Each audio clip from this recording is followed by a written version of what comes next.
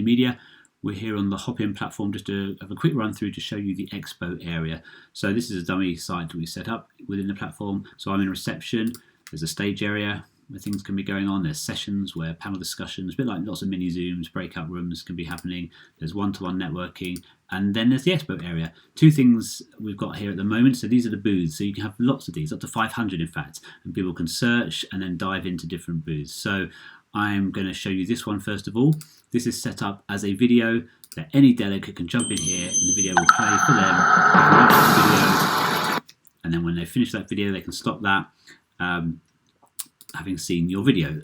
In the booth information is the opportunity to put your logo, a heading, some text, and a register interest button as a way of them sending their email address to you with information about, love what you're talking about, be great to find out more, etc. People can chat, so you could be in this booth as well, and you could be chatting to people and see these toggles here, the booth and the event. Within the event, that's chat that goes across the whole event for all delegates, but within the booth, you can switch it to that and just have conversations with the people within this booth. So that's one standard way of doing it in terms of brand your booth, have your video, use the chat, off we go. The other way is this one here on the left, so Tech Southwest Awards booth. So let's dive into here. So it says live, you see that when we dive into that, and that is because you have the live option. So I switch that on, the video.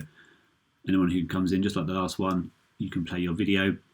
And similarly, you can have your logo, the heading, a sentence. This one's also got Twitter feed. If you want to, you can connect your Twitter feed to this, your website URL. And you can have a button here which can be view website, or it can be, again, register interest, email me, that kind of thing as part of that. So we're going to turn that off because we're going to show you the other function you can have on these booths, in that you can be on the screen talking to people, as I've now just arrived on the screen, and I can be, hi everyone, welcome to the Tech Southwest digital booth, great to be part of this event. We're just going to run through some of the key things about our offer to members in 2020 and 2021. And off you go, and you can share your screen to share slides. You can get the chat going in terms of do ask me questions, put things on there. People on the booth can put things on there, so you can and do that. The other great thing is that you can invite people onto the screen. So it can be a co-presenter, someone within your organisation to then interview the other person. It can be people within the booth. You are in control of that. So you can just like a Zoom call, you can jump up on the screen, as my colleague Joe here is just doing now. Hello. Hi Joe. So yeah, so we've been on a bit of a journey through Hopin. We've arrived at the expo area, showed them the TEDx video, and now we're here and showed the difference between the video that can be there, or we can be on the screen having this conversation, and you could be the delegate coming up and saying, oh, I'd like to talk to you about this, or you can be a co-presenter or the interviewer, as it were, and the interviewee of this organisation. So it really has that flexibility. I've talked through the branded pieces and the Twitter feed and the email or website button. As you can see, that number has now changed in terms of the 1 to 10 is now 2 out of 10. So there's 2 of us now on this screen. And the numbers to the right of that 2, that's the number of people watching in this overall event. So if you had 7 people in your booth, that would be on there, and a few other bits and pieces. The green number on the top right is the total number of people in the overall event. So it's got a few little bits and pieces like that as well, as long as the usual functionality that you would expect in terms of turning mics on and off, turning the screen on and off, settings and things like that. Anything else, Joe, that you think worth mentioning, so people have got the idea of the expo area?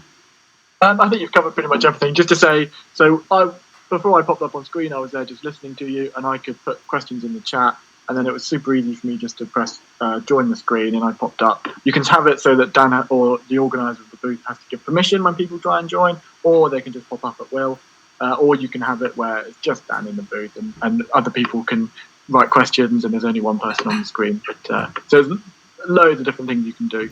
And different events can be set up in different ways in terms of the expo. Sometimes it's open the whole time, people dipping in and out, or it can be, right, 11 o'clock, the expo now opens for 20 minutes, everyone then trundles off to the expo area and has a look around. So you can be geared up for that 20-minute burst. You don't have to be there the whole time and talking to people, but it's different for different types of events. Yeah, and you can have you probably mentioned you can have a YouTube video or Vimeo sat there, so that if people come to the booth and you're not there, they can just watch the video. Absolutely. And have that holding. Just like a real conference. Great. All right, thanks, Joe. I think that's it for Thank you, our Dan. run through, and thanks for listening, everyone. Cheers.